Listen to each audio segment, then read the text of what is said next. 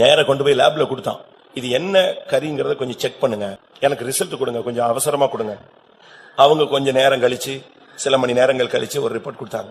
ஏறக்குறைய 30 வயதிலிருந்து 34 வயதுக்குள்ள இருக்கிற ஒரு ஆணுடைய சரீரத்திலிருந்து இது சில மணி நேரத்துக்கு முன்னால பிச்சு எடுத்திருக்காங்க.